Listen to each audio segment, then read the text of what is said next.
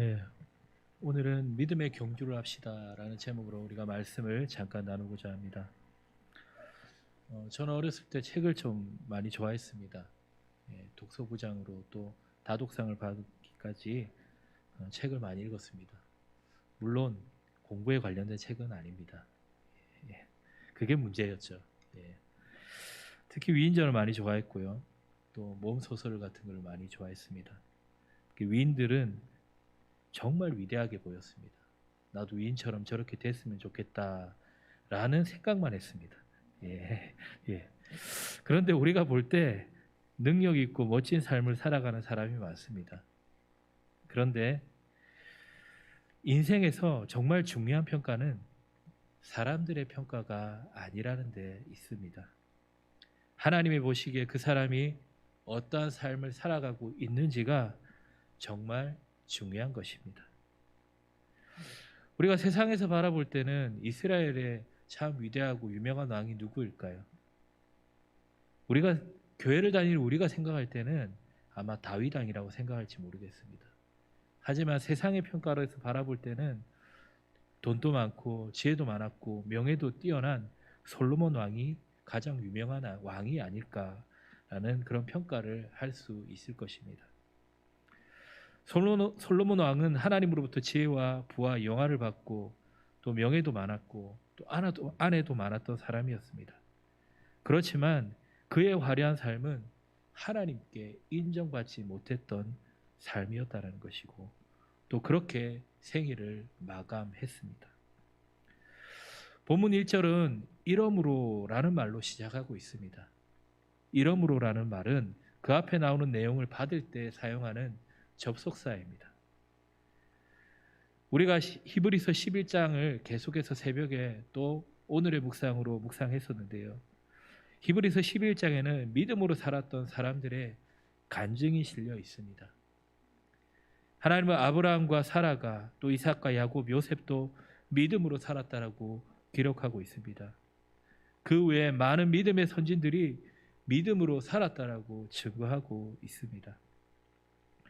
그런데 가장 지혜로웠던 사람, 정말 돈이 많았던 사람, 또 명예가 정말 많았던 그 솔로몬은 믿음으로 살았다고 하나님이 인정해 주지 않고 있다라는 것입니다. 다윗의 이름은 계속해서 나오고 있지만 솔로몬의 이름은 눈을 씻고 찾아봐도 빠져 있다는 것이 문제라는 것입니다. 이것은 우리에게 무엇을 말씀해 주고 있습니까? 우리의 삶은 사람들이 평가해 주는 것이 아니라 모든 것을 다 지켜보고 계신 하나님께서 평가하신다라는 것입니다. 성경을 읽어보면 우리들의 인생을 가리켜 경주자 인생으로 표현하고 있습니다. 그런 구절들이 참 많습니다. 고린도전서 9장 24절 25절에 보면 운동장에서 다름질하는 자들이 다 달릴지라도 오직 상을 받는 사람은 한 사람인 줄을 너희가 알지 못하느냐. 너희도 상을 받도록 이와 같이 다름질하라. 이기기를 다투는 자마다 모든 일에 절제하나니 그들은 썩을 승리자의 관을 얻고자 하되 우리는 썩지 아니할 것을 얻고자 하노라고 했습니다.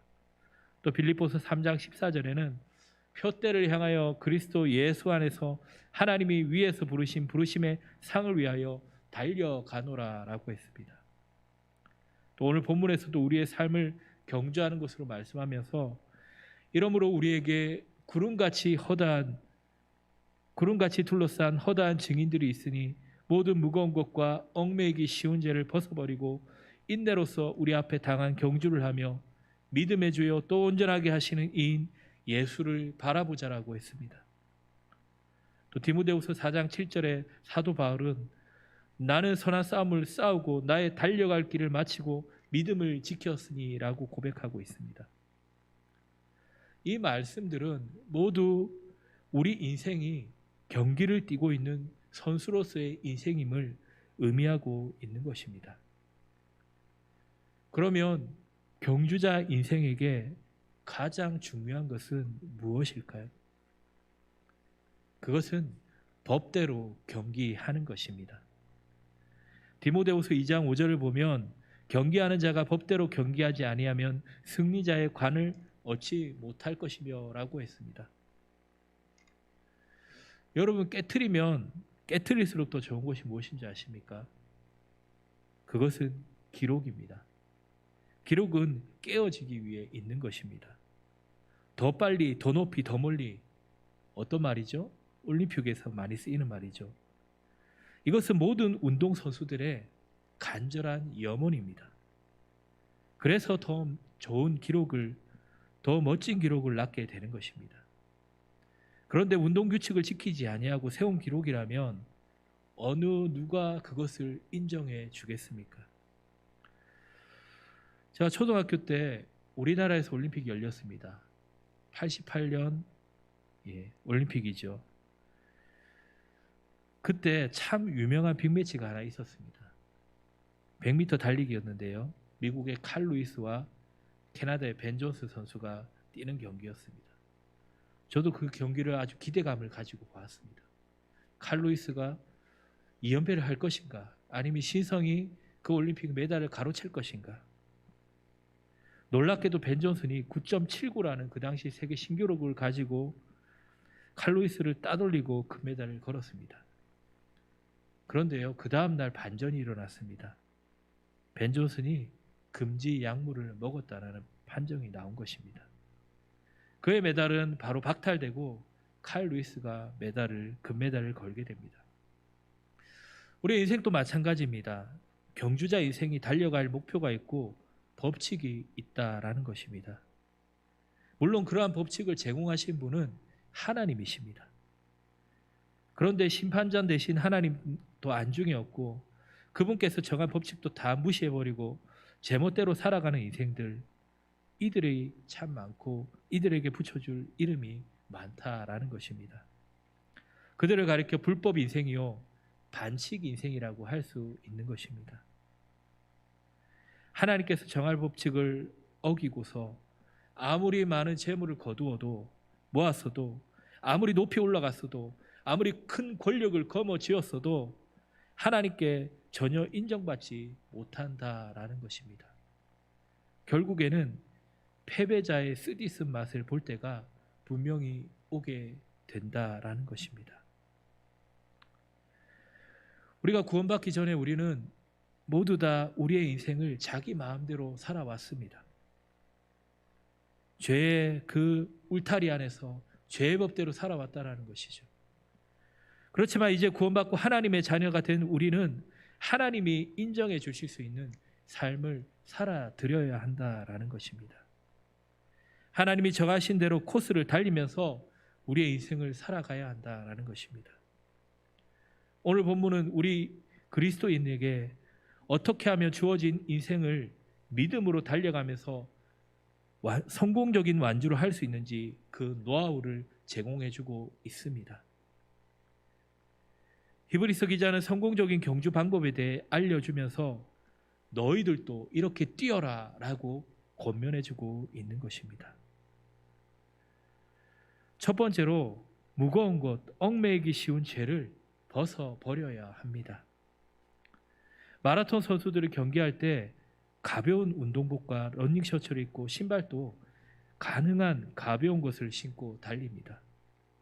심지어 어떤 선수들은 맨발로 달린 선수도 있다고 합니다. 이것은 성공적인 경주의 필수 조건입니다. 몸에 조금이라도 부담이 되는 무거운 짐은 다 내려놓는 것이죠. 여러분, 여러 곳을 오랫동안 여행하려 할 때는 짐이 많으면 고생스럽습니다. 그것은 제가 철저하게 경험을 했습니다. 제가 유럽에 40일을 여행할 기회가 있었는데요. 배낭여행인데 유럽을 가게 되면 한국 음식에 길들여진 내 입에 안 맞을까 봐 가방에 김치도 넣고 된장도 넣고 고추장도 넣고 심지어 김도 라면도 몇 박스씩 싸가지고 넣고 다녔습니다. 어땠을 것 같습니까? 2명이 여행을 같이 갔는데 캐리어 큰 거 하나, 거기다가 배낭 지는 거 엄청 무거운 거 있거든요. 많이 들어가는 거, 그것도 가득, 그리고 한 손에 또 짐이 있었습니다. 그러다 보니까 숙소로 갈 때마다 너무나 힘이 들었습니다. 다른 사람들이 볼 때는 어디 이민 가는 줄 알았을 것 같아요. 근데 짐이 많으니까 정말 고생스럽더라고요. 우리가 잘 알다시피 등산도 짐이 많으면 높이 오르기가 어렵습니다. 프로 등산가들을 보면 딱 필요한 만큼만 최대한 가벼운 것들로 챙겨서 올라가고 그 목표를 이루는 것을 보게 됩니다. 인생의 마라톤 경기도 마찬가지죠.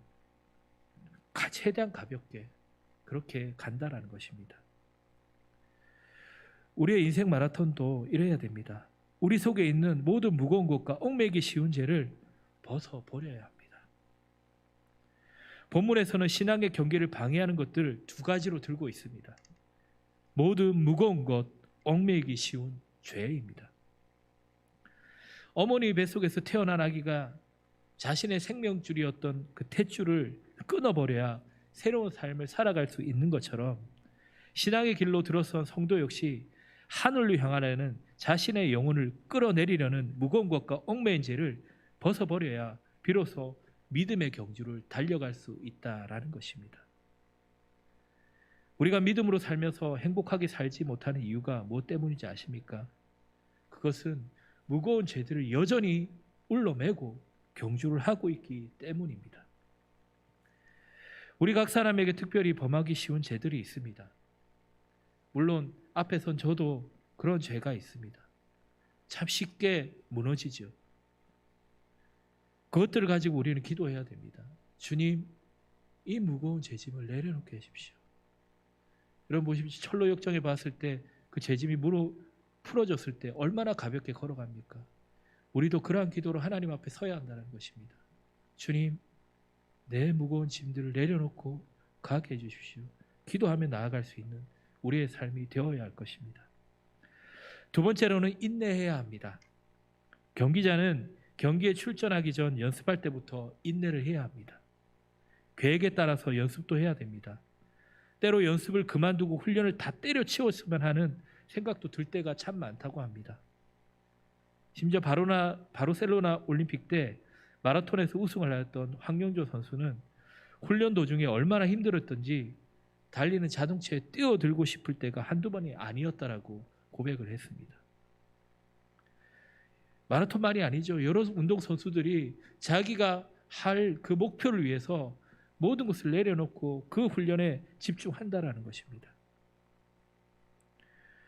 우리가 인생길을 걸어가면서 때로는 오락이라 방종에 몸을 맡기고 싶을 때도 있을 것입니다. 그러나 그러한 생각을 단호하게 물리쳐야 합니다. 제가 운동을 좀 잘 안 하는 편이에요. 근데 한번 마음을 먹고 가을쯤에 추워지기 전에 새벽 기도를 마치고 한두 달 정도 꾸준히 걷기 운동을 했습니다. 1시간에서 2시간 정도 열심히 걸었었는데 걸으면서 느꼈던 것은 이래가지고는 내가 못 살겠구나라는 생각이었습니다.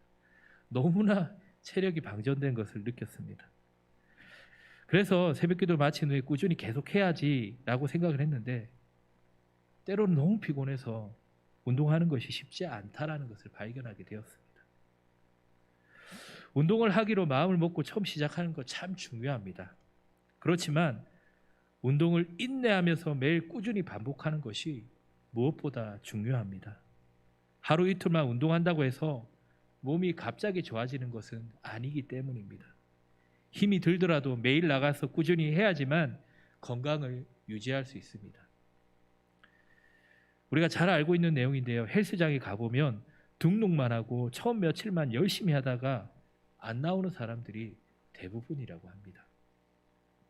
그런데 오늘날 많은 그리스도인들에게 이러한 인내가 부족하다라는 것이죠. 우리가 수련을 통해서 주님을 새롭게 경험하고 믿음의 삶의 충전을 많이 받습니다.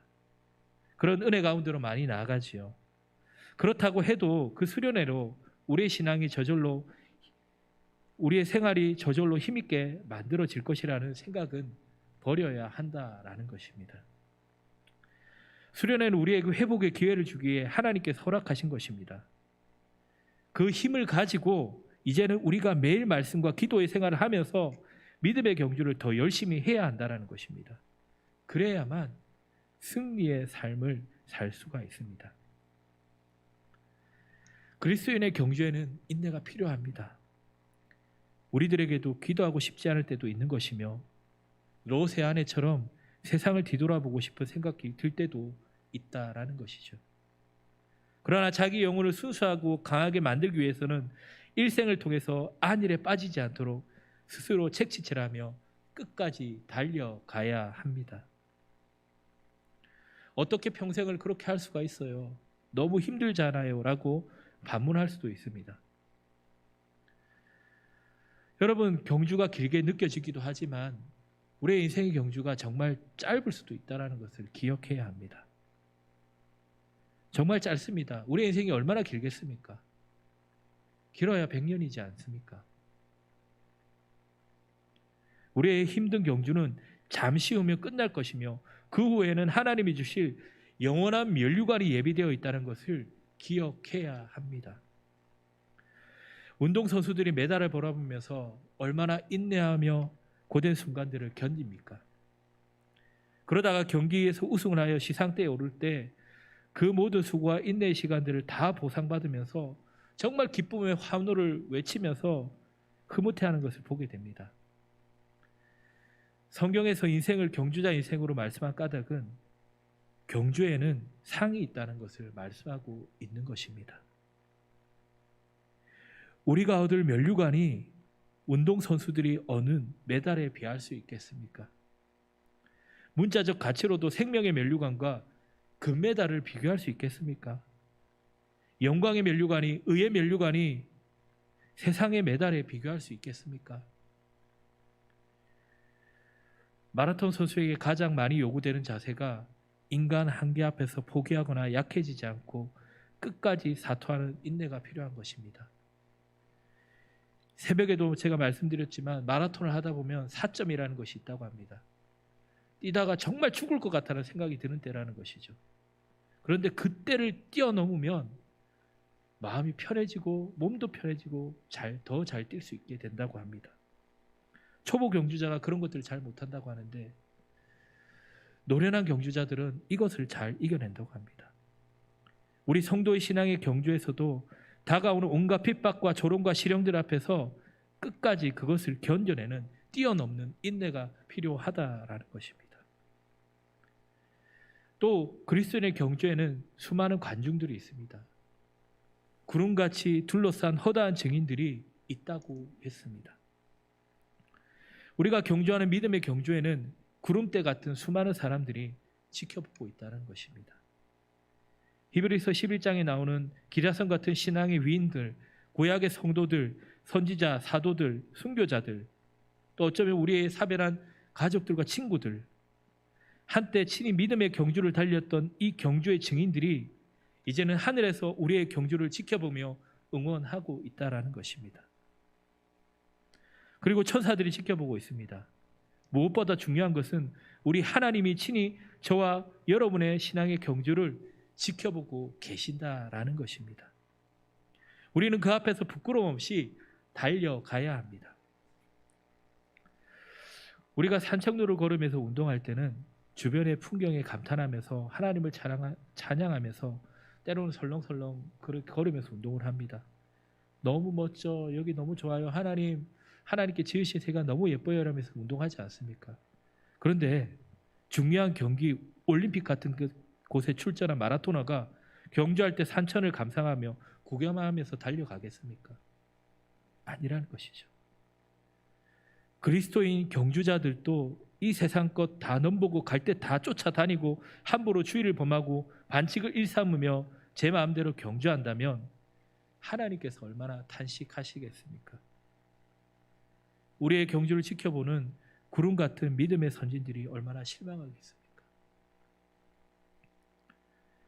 세 번째로는 예수 그리스도라는 목표를 바라보아야 합니다. 인내가 어렵지만 목표가 있으면 좀 낫습니다. 경주자는 그래서 목표가 필요합니다. 믿음의 경주에서 승리하는 비결은 목표이신 오직 예수만 바라보며 달려가는 것입니다. 베드로는 예수님만 바라보지 않고 물결을 보면서 두려워하여 물속에 빠져들고 말았습니다. 그렇습니다. 예수 그리스도를 놓치면 실패하고 낙오할 수밖에 없습니다. 어떤 지혜로운 왕이 있었는데 한 신하가 왕에게 가서 물어봤습니다.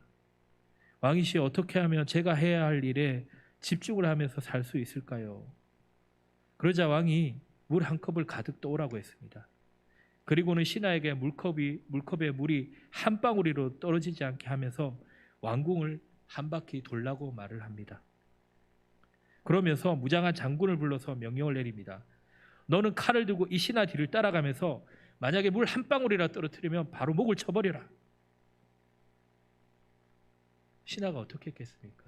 물컵을 보면서 온갖 집중을 하면서 무사히 왕궁 한 바퀴를 다 돌고 왔습니다. 왕이 신하에게 물어봤습니다. 왕궁을 돌면서 정원에 피어있는 아름다운 꽃들을 보았느냐? 아닙니다.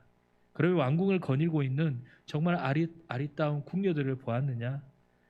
그러자 신하가 말합니다. 아닙니다. 물컵에 집중하느라 아무것도 보지 못했습니다.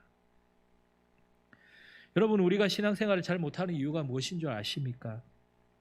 그것은 예수님만을 바라보지 않고 살고 있기 때문입니다. 예수님을 생각하지 않은 채 다른 것을 바라보면서 하루하루를 살아가고 있기 때문입니다. 어떤 한 목사님에 대한 얘기를 들은 적이 있습니다. 정말로 순수하게 예수님 믿고 그 삶을 살아가시는 분인데요. 그분은 15분 간격으로 예수님을 십자가를 생각하며 산다고 합니다. 그분의 삶은 하루에도 40번 이상씩 예수님만을 바라보며 생각하는 것으로 가득하게 살고 있다는 것입니다. 그렇게 사니까 정말 다른 사람이 볼 때도 존경할 만큼 순수하게 믿음으로 살아가고 있는 것을 보게 된다는 것입니다. 우리들의 신앙이 연약해지고 파손하는 이유가 무엇 때문인지 아십니까? 그것은 우리 생활 속에서 예수님을 바라보지 않고 살기 때문입니다. 예수님 외에 너무나 많은 것들을 바라보며 살기 때문입니다.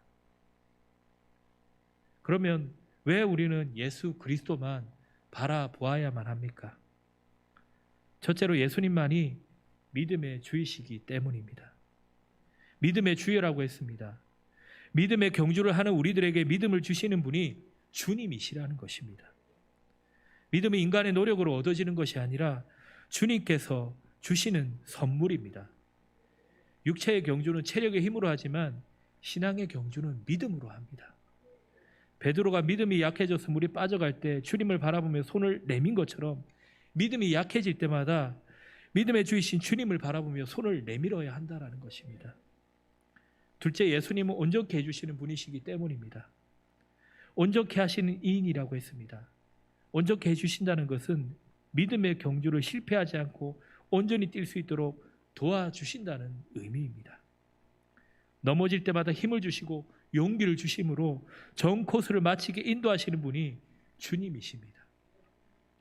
마라톤 하는 사람들이 중간에 힘을 얻기 위해서 중간마다 물을 비치해도 물을 마십니다. 그런데 주님께서도 우리에게 중간중간마다 물을 주십니다. 주님께서 주시는 물은 말씀의 생수입니다. 세상의 물은 먹고 나서 또 목마르지만 주님께서 주시는 물은 영원히 목마르지 않는 생수인 것입니다.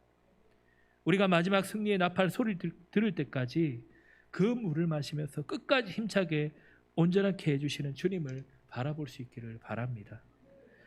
세 번째로 예수님은 우리를 위해 십자가의 고통을 참으신 분이기 때문입니다. 그는 그 앞에 있는 기쁨을 위하여 십자가를 참아사 부끄러움을 개의치 아니하시더니 하나님 보좌 우편에 앉으셨느니라라고 말씀합니다. 주님은 십자가 뒤에 있는 영광과 승리를 생각하며 또 구원할 그 기쁨을 생각하며 무서운 고통과 고난과 부끄러움을 참으셨다라는 말씀입니다. 그러기에 우리는 믿음의 경주에서 낙심할 때마다 우리보다 먼저 그 험한 고통을 참으신 주님을 바라보며 위로와 용기를 얻으라는 것입니다. 주님은 아무런 죄도 없이 십자가에서 가장 혹독한 고난을 당하셨습니다. 초대 기독교를 핍박하던 시대에는 많은 사람들이 순교를 감내해야 했습니다. 그들이 감옥에서 사형장에서 죽는 순간에도, 굶주린 사자의 밥이 되어 죽는 순간에도 그들은 십자가에 고난당하며 죽으신 주님을 바라보았습니다. 그리고 오히려 감사했습니다. 주님의 고난을 조금이라도 맛보며 죽을 수 있는 축복을 주신 것을 감사하며 순교했던 것입니다. 이제 말씀 마치려고 합니다. 오늘은 우리 그리스도인이 달려가야 할 믿음의 경주, 신앙의 경주에 대해서 말씀드렸습니다. 모든 경기에는 규칙이 있습니다. 인생의 삶의 경기에도 마찬가지입니다. 자연계에는 자연법칙이 있습니다. 이 자연법칙을 모르거나 어겨서는 과학기술을 발전시킬 수 없습니다. 사회에는 사회법과 도덕법이 있습니다. 사람들이 이 법과 도덕법을, 이 양심의 법칙을 무시하거나 어기고서는 사람의 구실을 할 수가 없습니다. 영적 세계도 마찬가지입니다. 하나님의 말씀을 떠나면 우리의 영혼이 살 수 없습니다.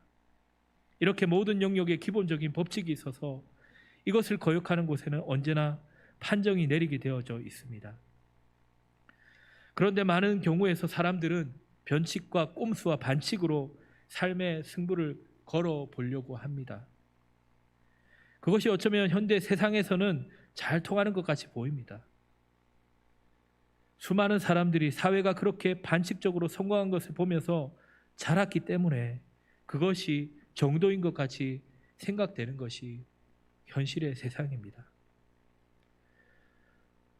그러나 다시 한번 생각해 보시길 바랍니다. 그렇게 반칙투성이로 얻은 재물과 성공, 그리고 변칙과 꼼수로 성취한 명예와 출세들, 그것이 과연 주님 앞에서 몇 푼이나 값어치가 있겠습니까? 결코 아무런 값어치가 없다라는 것입니다. 죽어서 장례식에 때 그가 들어가는 관이 남들보다 좀 더 화려해 보인다고 해서 주 앞에 서는 날 그것이 무엇이 소용이 있겠습니까? 오늘날 내가 누리고 있는 성공과 승리가 진정 정당한 규칙을 지켜서 얻은 것인가? 우리의 삶의 경기의 마지막 타임 아웃의 휘슬이 울릴 때 참으로 심판주 앞에서 잘 싸웠다고 평가를 받을 수 있을까? 깊이 우리 자신들을 돌아보며 성찰해야 합니다. 우리의 삶에 대한 경주에 대한 최종의 심판을 누가 합니까? 의로운 재판장이신 예수 그리스도께서 하신다라고 했습니다. 그래서 사도 바울은 그것을 바라보면서 달렸습니다. 인생은 장거리 경주인 마라톤 경주와 같습니다. 이 세상의 사람들은 고린 지점을 세상의 부귀, 영화, 공명의 목표를 둔 사람들이 대부분입니다. 그러나 하나님의 사랑을 입은 택함 받은 성도는 세상 사람들과 다른 꼬린 지점을 가졌다라는 것입니다. 성도의 고린 지점은 바로 천국입니다. 그러므로 세상 사람들이 추구하는, 그들이 달려가는 길과 전혀 다른 방향이 다른 것입니다. 경주자 그리스도인이 본받아야 할 분이 계십니다. 예수이십니다. 예수님은 수많은 신앙 영웅들에게 믿음의 대상이었습니다. 우리들도 믿음의 주요 온전케 하시는 분, 그 앞에 있는 즐거움을 위하여 십자가까지 참으시고 부끄러움을 개의치 아니하셨던 예수 그리스도를 본으로 삼고 예수님을 바라보며 달려가야 합니다. 피곤하더라도 예수 그리스도를 바라보며 달려가야 합니다. 가난하더라도 예수 그리스도를 바라보며 달려가야 합니다. 괴롭더라도 예수 그리스도를 바라보며 달려가야 합니다. 코로나와 같이 질병이, 모든 것들이 우리의 예배 생활, 우리의 신앙을 가로막는다 할지라도 그것을 뿌리치고 달려가야 합니다. 분주할지라도 예수 그리스도를 바라보며 달려가야 합니다. 죽더라도 끝까지 예수 그리스도를 바라보며 달려가야 합니다. 끝까지 신앙의 경주를 잘 맞춰서 이 땅의 메달과 비교할 수 없는 생명의 면류관, 영광의 면류관을 받아 쓰는 우리 모두가 되기를 주의 이름으로 축원하며 바랍니다.